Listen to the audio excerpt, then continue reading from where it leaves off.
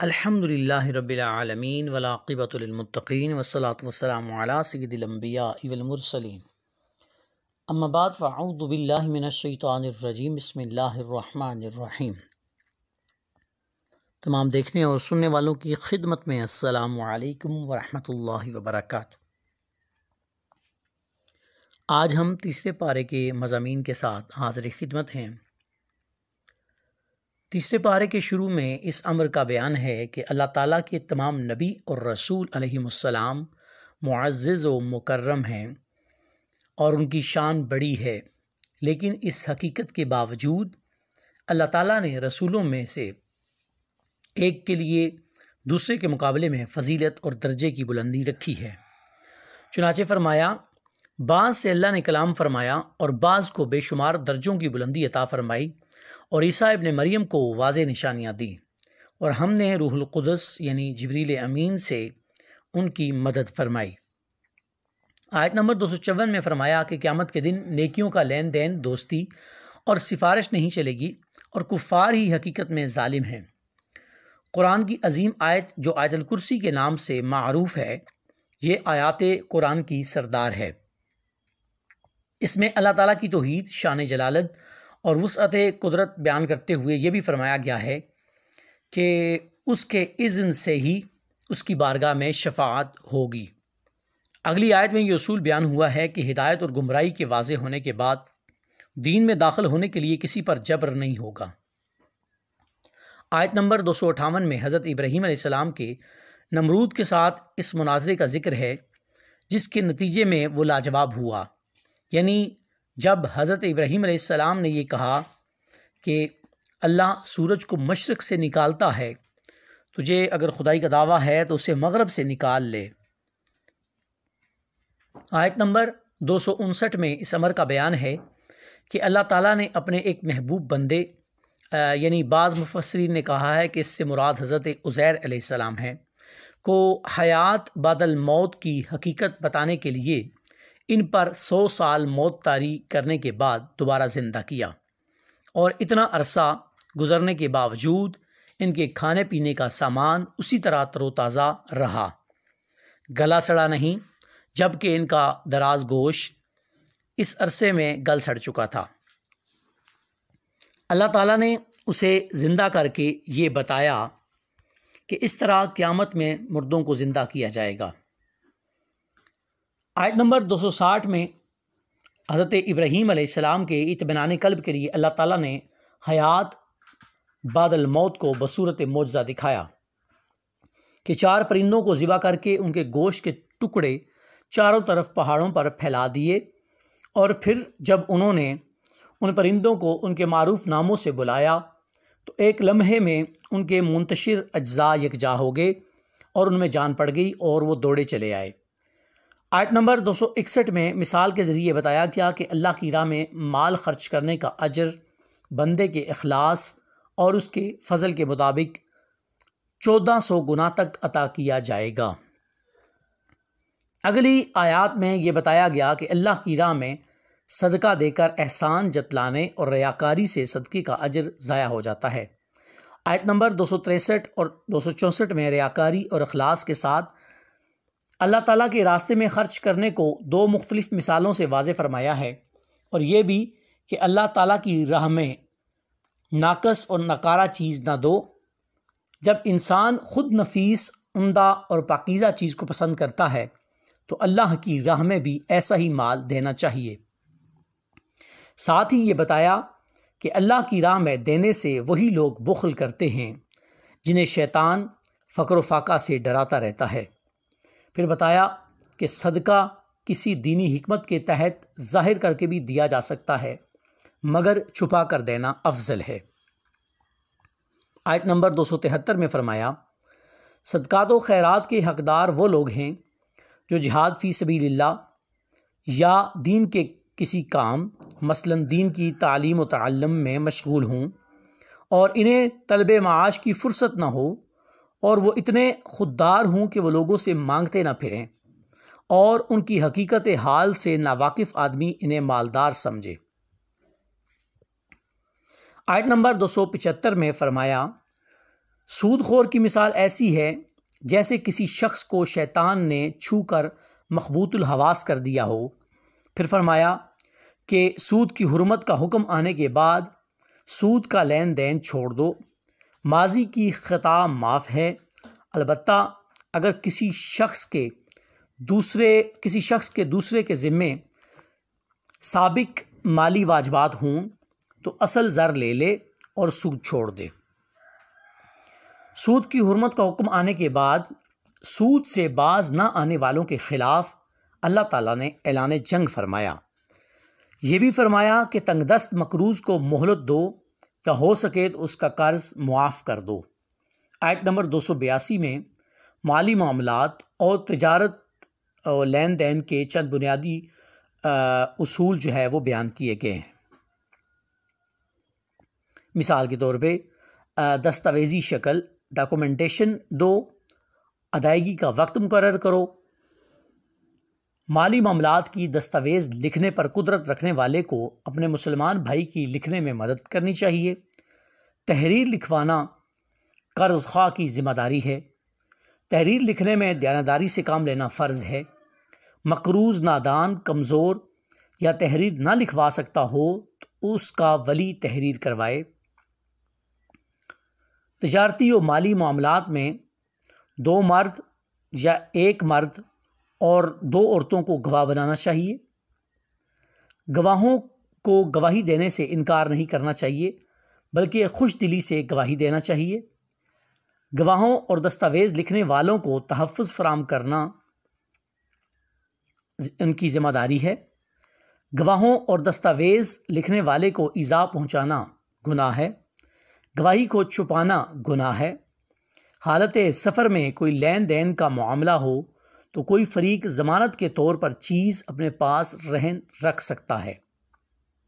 اگر دستاویزی ثبوت لکھنے یا گواہوں کے بغیر کسی نے اعتماد کر کے کسی کے ساتھ لین دین کیا ہو تو دوسرے کی امانت واپس کرے، اور آخر میں فرمایا اس معاملہ میں اللہ سے ڈرتا رہے۔ آیت نمبر 284 میں فرمایا تم اپنے دلوں میں کوئی بات چھپاؤ یا اسے ظاہر کر دو، اللہ تعالیٰ تم سے اس کا حساب لے گا۔ آیت نمبر 285 میں اسلام کے بنیادی عقائد کا ذکر ہے، یعنی اللہ کے رسولوں پر ایمان، ملائکہ پر ایمان، تمام آسمانی کتابوں پر ایمان اور قیامت پر ایمان کا بیان ہے۔ نیز یہ بھی بتایا کہ مسلمان وہ ہے جو اللہ تعالیٰ کے تمام نبیوں اور رسولوں پر ایمان لائے، یعنی یہ نہ ہو کہ ایک نبی کو مانے اور دوسرے کا انکار کرے۔ آیت نمبر 286 میں اللہ تعالیٰ نے فرمایا اللہ کسی شخص کو کسی ایسے حکم کا مکلف نہیں بناتا جو اس کی طاقت سے بڑھ کر ہو۔ ہر انسان کو اس کے نیک و بد عمل کا جواب دینا ہوگا۔ اس کے بعد اللہ تعالیٰ نے اپنی بارگاہ میں ان الفاظ میں دعا کی تعلیم دی، اے ہمارے رب، ہم سے اگر بھول یا خطا ہو جائے تو ہماری گرفت نہ فرمانا۔ اے ہمارے پروردگار، ہم پر ایسا بوجھ نہ ڈال جو تو نے ہم سے پہلے لوگوں پر ڈالا، اور اے ہمارے رب، تو ہم پر احکام یا آزمائشوں کا ایسا بوجھ نہ ڈال جس کے اٹھانے کی ہم میں طاقت نہ ہو۔ تو ہمیں معاف فرما، ہمیں بخش دے اور ہم پر رحم فرما، تو ہمارا مالک ہے، کافروں کے خلاف ہماری مدد فرما۔ نبی صلی اللہ علیہ وآلہ وسلم نے فرمایا جس گھر میں لگاتار 3 دن تک سورہ بقرہ کی آخری آیات پڑھی جائیں شیطان اس گھر کے قریب تک نہیں آتا۔ رسول اللہ صلی اللہ علیہ وآلہ وسلم نے فرمایا سورہ بقرہ کی آخری آیات خود بھی سیکھو اور اپنی خواتین کو بھی سکھاؤ، کیونکہ قرآن کے علاوہ یہ بہترین حمد و ثناء اور بہترین دعا بھی ہیں۔ سورہ بقرہ کا یہاں پر اختتام ہوتا ہے اور سورہ آل عمران شروع ہوتی ہے۔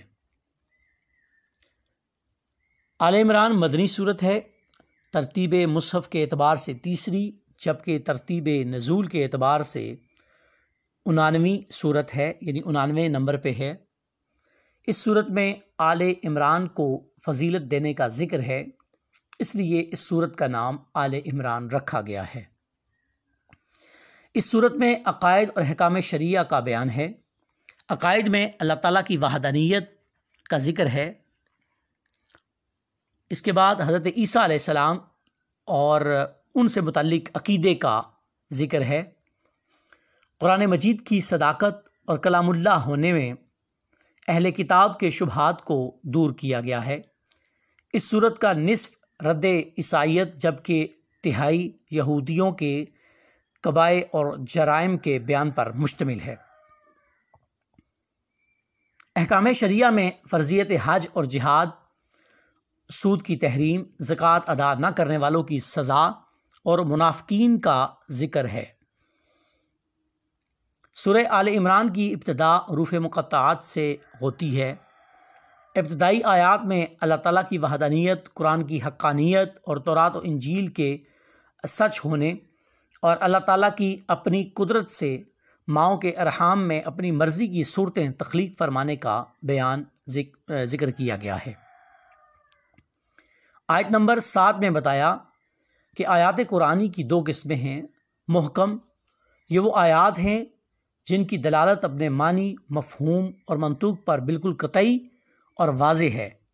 ان میں تمام شرعی احکام، حلال و حرام، فرائض و واجبات، حدود و فرائض اور اوامر و نواہی کا بیان ہے۔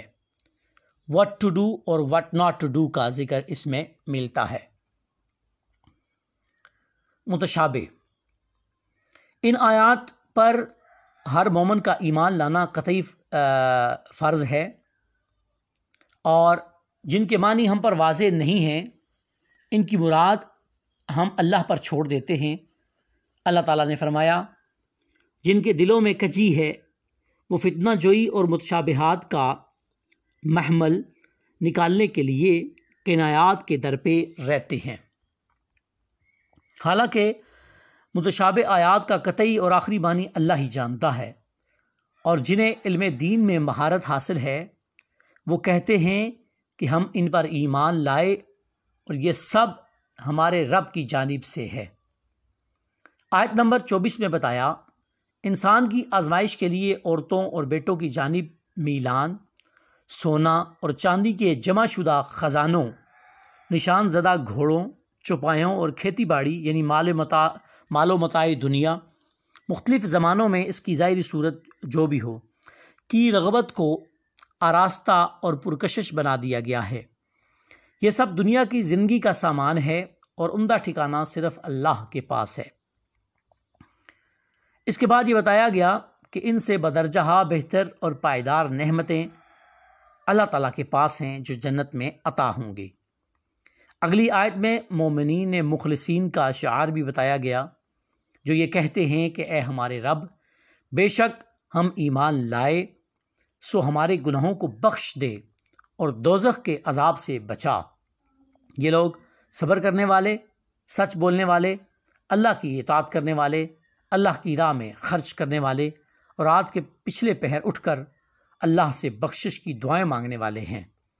یہ بھی ارشاد فرمایا، اللہ کے نزدیک پسندیدہ دین صرف اسلام ہی ہے۔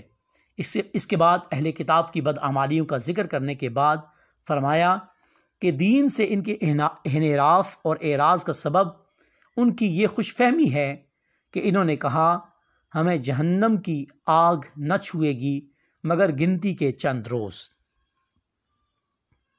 آیت نمبر 26 اور 27 میں اللہ تعالیٰ کی جلالت شان کو ان الفاظ میں بیان کیا گیا ہے۔ اے نبی صلی اللہ علیہ وآلہ وسلم، کہو، اے اللہ، ملک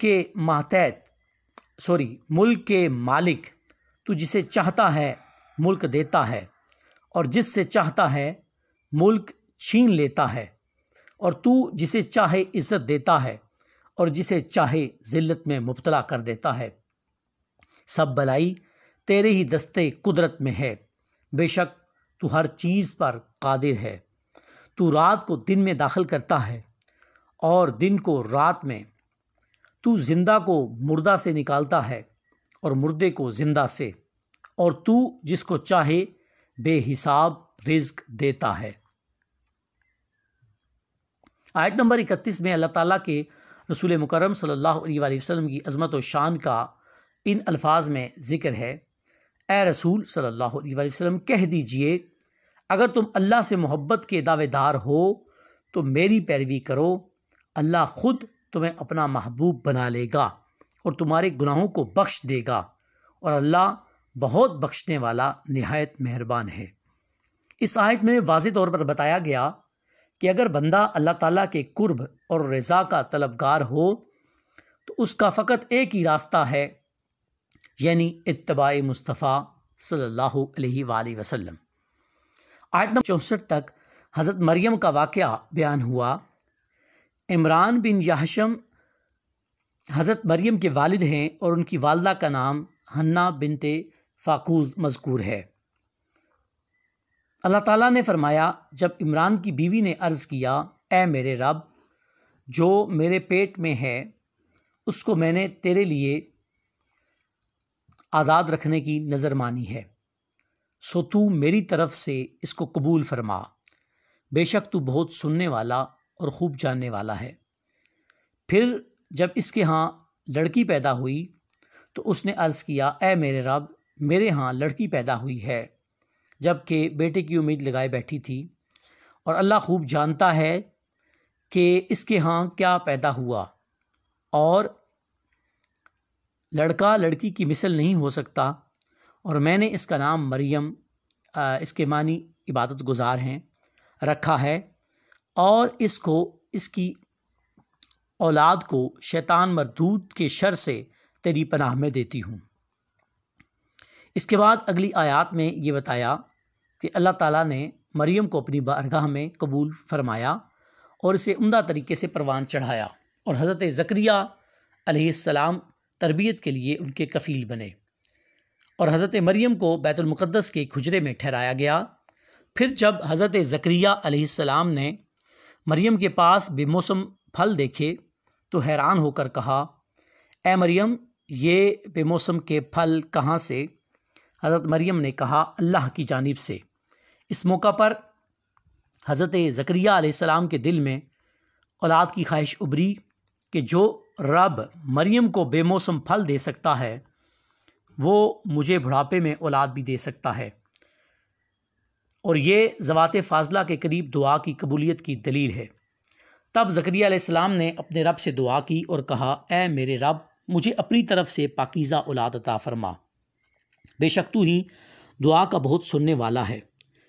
پھر جب زکریا علیہ السلام حجرے میں کھڑے نماز پڑھ رہے تھے، فرشتے نے انہیں بشارت دی: بے شک اللہ آپ کو یحییٰ کی بشارت دیتا ہے، جو کلمۃ اللہ یعنی عیسیٰ علیہ السلام کی تصدیق کرنے والے ہوں گے، سردار اور عورتوں سے رغبت نہ رکھنے والے ہوں گے، اور نبی ہوں گے۔ پھر حضرت زکریا علیہ السلام اور ان کی بیوی کو بڑھاپے اور بظاہر نا امیدی کی عمر میں بیٹے کی پیدائش کی نشانی بتاتے ہوئے یہ فرمایا: تمہاری علامت یہ ہے کہ تم 3 دن تک اشاروں کے سوا لوگوں سے کوئی بات نہ کر سکو گے، اور اپنے رب کا کثرت سے ذکر کرو، صبح اور شام اس کی تسبیح بیان کرو۔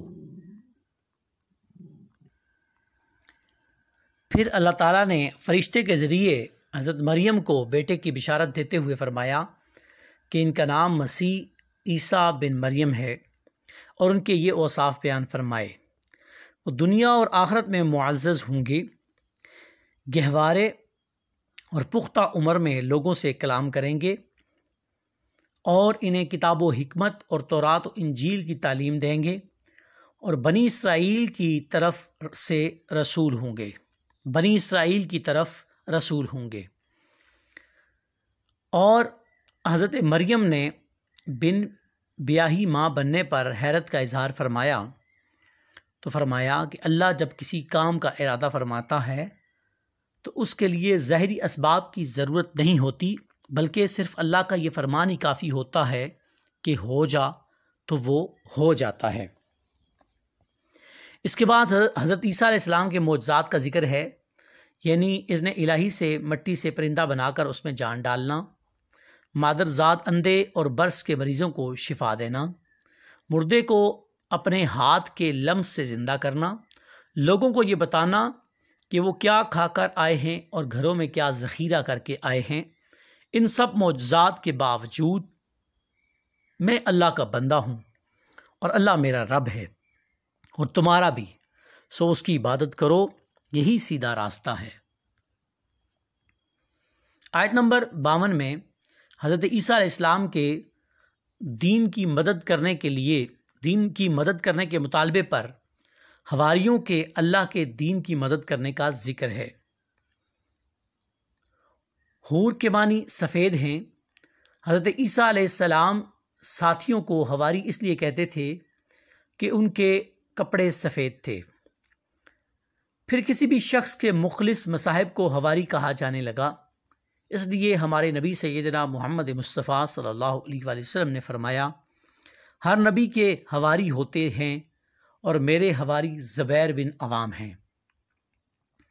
پھر عیسیٰ علیہ السلام کے آسمان کی طرف اٹھائے جانے کا ذکر ہے، اور یہ کہ جس طرح اللہ تعالیٰ نے امر کن سے آدم علیہ السلام کو مٹی سے پیدا کیا اور اسی طرح حضرت عیسیٰ علیہ السلام کو بن باپ کے پیدا کیا، نجران کے نصارہ نے قطعی دلائل آنے کے باوجود دعوت حق قبول کرنے سے انکار کر دیا تو انہیں مباہلے کی دعوت دی گئی، مگر انہوں نے مباہلے کا چیلنج قبول نہ کیا اور جزیہ دینے پر راضی ہو گئے۔ رسول اللہ صلی اللہ علیہ وسلم نے اہل کتاب کو کہا کہ اگر تم اسلام قبول نہیں کرتے تو آؤ ان نکات پر جو ہمارے اور تمہارے درمیان مشترک ہیں اتفاق کر لو، یعنی عبادت صرف اللہ کی ہوگی، شرک کو ترک کرنا ہوگا اور اللہ کو چھوڑ کر بندوں کو رب ماننے کا شعار ترک کرنا ہوگا۔ اہل کتاب اس پر بھی جمع نہ ہوئے، جو ان کی ہٹ درمی کا واضح ثبوت ہے۔ آیت نمبر 67 میں اہل کتاب کی ابراہیم علیہ السلام کے متعلق یہودی اور نصرانی ہونے کی غلط بیانی، ابراہیم علیہ السلام کے ملت حنیف پر ہونے اور مشرکین میں سے نہ ہونے کا ذکر ہے، اور یہ کہ ابراہیم علیہ السلام کے سب سے زیادہ قریب نبی صلی اللہ علیہ وآلہ وسلم اور مومنین ہیں۔ اس کے بعد آیت نمبر 69 میں اہل کتاب کی کئی اخلاقی برائیوں اور بددیانتیوں کا ذکر ہے۔ آیت نمبر 77 میں اللہ تعالیٰ نے فرمایا، جو لوگ اللہ کے عہد اور اپنی قسموں کے عوض تھوڑی قیمت لیتے ہیں، ان لوگوں کے لیے آخرت میں کوئی حصہ نہیں ہے اور نہ آخرت میں اللہ ان سے کلام فرمائے گا اور نہ ہی ان کو پاکیزہ کرے گا۔ آیت نمبر 81 میں عالم ارواح کے اس عظیم واقعے کو بیان کیا گیا جب اللہ تعالیٰ نے تمام انبیاء سے پختہ عہد لیا اور فرمایا، اے رسول صلی اللہ علیہ وآلہ وسلم یاد کیجئے جب اللہ نے تمام نبیوں سے پختہ عہد لیا کہ میں تم کو اپنی باری پر دنیا میں بھیج کر جو کتاب اور حکمت دوں گا، پھر تمہارے پاس وہ عظیم رسول آئیں جو اس چیز کی تصدیق کرنے والے ہوں جو تمہارے پاس ہے، تو تم ان پر ضرور بالضرور ایمان لانا اور ضرور بالضرور ان کی مدد کرنا۔ اللہ تعالیٰ نے فرمایا، کیا تم نے اقرار کر لیا اور میرے اس بھاری عہد کو قبول کر لیا؟ انہوں نے کہا، ہم نے اقرار کیا۔ تو اللہ نے فرمایا، پس گواہ رہنا اور میں بھی تمہارے ساتھ گواہوں میں سے ہوں۔ اس بھی ساق سے معلوم ہوا کہ ختم المرسلین صلی اللہ علیہ وآلہ وسلم پر ایمان اور آپ کی نصرت و حمایت کا ہر نبی پابند تھا، اور پھر اس کا عملی مظاہرہ شب معراج کو اس وقت ہوا جب حضرت آدم علیہ السلام سے حضرت عیسیٰ علیہ السلام تک تمام انبیاء کرام نے آپ کی اقتداء میں نماز پڑھی اور آپ کے امام الانبیاء ہونے کا عملی طور پر اظہار ہوا۔ اس پارے کی آخری آیات میں یہ بیان فرمایا کہ دین اسلام ایک تسلسل کا نام ہے جو حضرت آدم علیہ السلام سے ختم المرسلین صلی اللہ علیہ وآلہ وسلم تک چلا آ رہا ہے اور اب بھی اسی دین کی طرف بلایا جا رہا ہے۔ اللہ تعالیٰ نے فرمایا، آسمانوں اور زمین اور ان کے درمیان تمام مخلوق کا جو بھی تکوینی نظام قائم ہے، وہ سب خوشی نہ خوشی اس نظام اور اطاعت کا پابند ہے۔ اسلام ہی وہ دین ہے جس کی دعوت حضرت ابراہیم علیہ السلام، حضرت اسماعیل علیہ السلام، حضرت اسحاق علیہ السلام، حضرت یعقوب علیہ السلام اور ان کی اولاد، اور حضرت موسیٰ علیہ السلام اور حضرت عیسیٰ علیہ السلام دیتے آئے ہیں، اور اسلام کے سوا کسی اور دین کو ہرگز قبول نہیں کیا جائے گا۔ پس اگر کوئی شخص اسلام کے سوا کسی اور دین میں پناہ تلاش کرتا ہے تو وہ خاسرین میں سے ہو جائے گا۔ آیت نمبر 86 تا 88 میں اللہ تعالیٰ نے ایمان لانے کے بعد کفر کرنے والوں کی سزا، ان پر ہمیشہ عذاب اور ان میں تخفیف نہ ہونے اور کسی طرح کی کوئی مہلت نہ دیے جانے کا بیان فرمایا ہے۔ بعد کی آیات میں جہاں توبہ کرنے والوں کی بخشش کا بیان ہے، وہیں کفر پر ڈٹے رہنے والے اور حالت کفر میں مرنے والوں کی گمراہی کے ساتھ ان کے ہمیشہ ہمیشہ توبہ قبول نہ کیے جانے کا بیان ہے کہ اگر وہ پہاڑ برابر بھی سونا فدیے میں دے دیں تو توبہ قبول نہ کی جائے گی۔ اگر وہ پہاڑ کے برابر سونا فدیے میں دے دیں تو قبول نہ کیا جائے گا۔ یہ تھا تیسرے پارے کا خلاصہ۔ اللہ رب العالمین کی بارگاہ میں التجا ہے کہ اگر ہم سے اس میں کوئی غلطی اور کوتاہی ہو گئی ہو، اپنے فضل، اپنے کرم اور اپنی رحمت سے معافی عطا فرمائے اور ہم سب کو قرآن مجید فرقان حمید سمجھنے اور اس پر عمل کرنے کی توفیق عطا فرمائے۔